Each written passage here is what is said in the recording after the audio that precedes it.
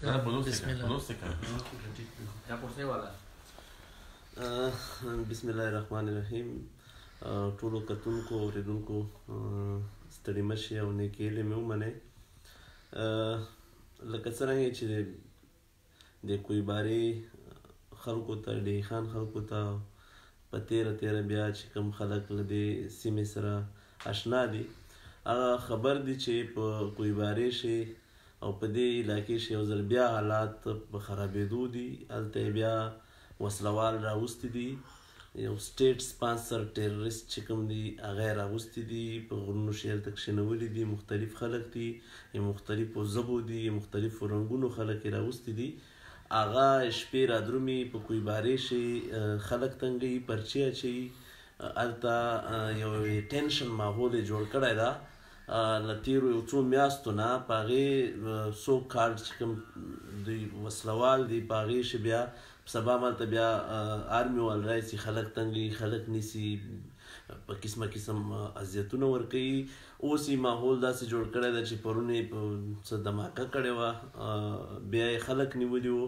نو داسې حالات جوړوي چې هلته چیک پوسټونه جوړ کړي، هلته خلک تنګ کړي، هلته د دغه اول دهشتګردي ورته جوړه کړي او بیا دوی پسې ورسي. اول دوی لاړ سي بیا دهشتګردي پسې ورولي. نو موږ دې ته په دې نظر ګورو چې لکه څرنګه چې فاټا او خیبر پښتونخوا له دهشتګردۍ نه متاثره سوه، په دې شي واحد FRDA خان درازنده او کویباره وه چې په ټولې فاټه شي له میلیټنسي نه محفوظه وه. هغې وجه بنیادي دا وه چې هغه یو بلوچستان سره ټچ و او بل پنجاب سره ټچ و. دا ایریا ځکه یې دلته دهشتګردي نه جوړوله او دوی نه غوښتل چې دا ځای خراب سي. اوس چونکې دغه پراجیکټ د فاټا او د خیبر پښتونخوا پراجیکټ په ختمېدو ده، په بندېدو ده، دلته حالات دوی نور نسي داسې برداشت کولی چې دلته دا میلیټنسي یا دا وسلوال دلته پاته کړي. نو دې لپاره په جنوبي پښتونخوا شي، په پښتون بیلټ شي، هلته په بلوچستان شي حالات خرابولو طرف ته بونځوي چې دلته موږ دهشتګردي جوړه کړو. او د هغې لپاره کویباره ایز مورچا، درازنده به ایز مورچا، تخت سلیمان به ایز مورچا استعمالوي. دلته به دا خلک ورته ساتي، له دغه ځای نه به ډلې خلک ورلږي او په جنوبي پښتونخوا شي به حالات پرې خرابوي. نو دا ډېره د افسوس خبره ده چې د ریاست د سوري لاندې دا دهشتګردي روانه ده. موږ د په کلکو ټکو شغندنه کوو، دې خلاف په مزاحمت کوو. انشاءالله موږ به انشاءالله کویبارې ملګرو ته، کویبارې خلک به ګوشي نه پرېږدو. دا په ټولو پښتنو شي داسې وکړه، په ټولې فاټا شي داسې وکړه چې اول به دهشتګردي جوړه کړه بیا به دوی پسې ورغله. که نه 2001 نه چې دوی نه وو دلته په دې سیمې شي، دې نه مخکې هېڅ شی نه وو. خو چې کله نو دوی اپریشن شروع کړه، دو راغله او دی یې پسې راوسته.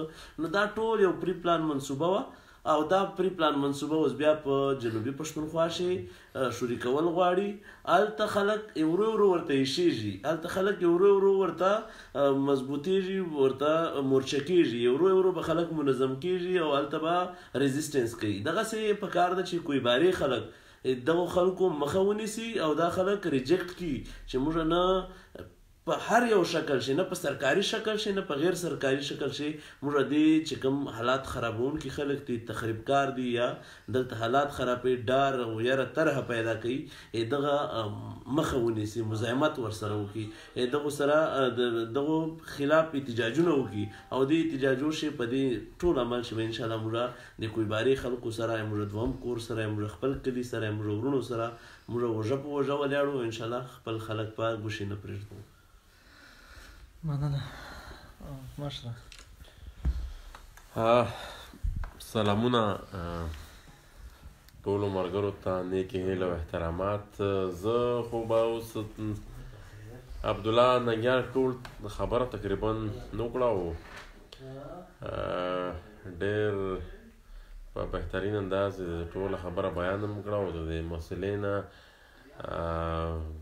په مستقبل کې د بچ کېدلو دپاره یې تګلاره مخیله. بنیادي خبره زموږ دا ده چې دا جنګي اقتصاد چې زموږ خاورې ته په کومه طریقه باندې راغی او په کومه طریقه راننوتو چې پیله یې طرحګر راوستل د ټولې دنیا نه، زموږ د ریاست راوستل، د استخباراتي ادارو راوستل، فوج د سوري لاندې راغلل. دی چې کله د فاټا ته خصوصا به زه دا ووایم بیا خو نوره دا اور په ټول پښتون وطن کې پیلاو شو. په افغانستان کې خو د ډورنډ د کرښې هغه خوا سیم د 40 کالو نه دا کیسه روانه ده. خو چې کله دې خوا راوړل نو پهله چې فوج هلته داخل شو نو ترهګرو تعداد ډېر کم. دا عمل بیا په سوات کې هم وشو. د دې د راتګ نه مخکې ترهګر نه دونه مضبوط و، نه دونه قوت لرلو. خو چې دې کله نه رالل نو ورځ په ورځ د ترهګرو قوت هم زیاتېدو، د هغې تعداد هم زیاتېدو او هغې نور هم زیات ورننوتلو په دې معاشره باندې او ګرفت یې په دې معاشره باندې زیاتېدلو. پهله که چېرته په یو علاقه نیم باندې هغې کنټرول، خو بیا د وخت سره سره یې په دې ټول وطن باندې خپل کنټرول واخیسته. بیا د هغې د روکتان دپاره دي ځای په ځای چیک پوسټونه او وخت په وخت معاهدې او کیسې او بیا په اخره کې اپریشنونه او دغه اپریشنونو کې هم بیا تاسو ولیدل چې هغه هم د کاروبار دپاره یو بانه وه، د پیسو دپاره د دنیا نه د ایډز د ایډ اخیستلو دپاره د دنیا نه د امداد اخیستلو دپاره یو بانه وه.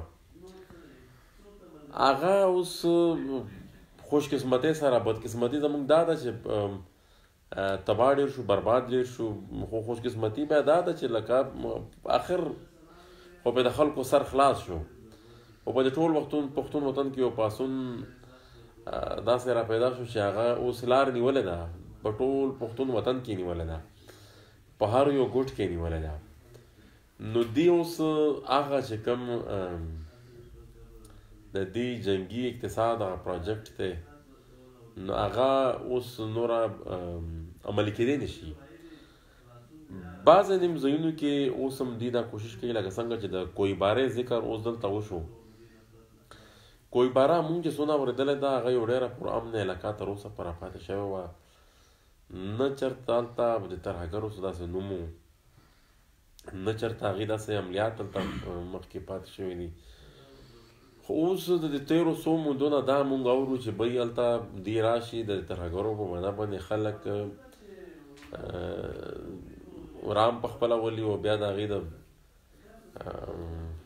دغه دپاره د اپریشن په بنا راننوځي او بیا خلک تنګوي.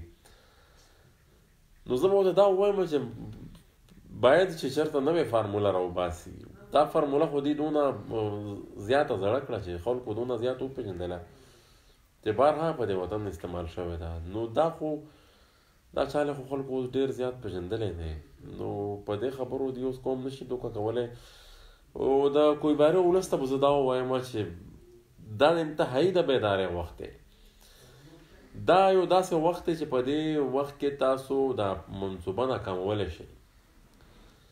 په دې کې که هر څوک انوال وي، که هر څونه زورور قوت په دې کې انوال وي، خو که تاسو ورته یو موټی شئ، یو قوت شئ، ورته ټول قوم راپاڅئ، زموږ به سره مرسته وي چې په کوم ځای کې دته تکلیف وي، په کوم ځای کې زموږ ضرورت وي، ستاسو د وینا نه بغیر موږ په خپله ځان ته رسوو. خو تاسو را ودرېدل ضروري دي بنیادي چې تاسو ودرېږئ. نو دا هیڅ هم نه دي. دا منصوبه که چېرې یو ادارې شروع کړي، که هر چا شروع کړي، دا منصوبه به دې بندوي. د ولس زور مخې ته نه ټینک ایسارېدی شي، نه توپ ایسارېدی شي، نه نور ډېر داسې غټ قوت ایسارېدی شي. خو د بیدارۍ نه به کار اخلئ. که چېرې په دې ټایم کې لږ غوندې هم غفلت راغی نو زه تی نه کي نو کېدای شي ډېر زیات نقصان سره د قوم مخامخ شي. او بله دا خبره به زه د خپل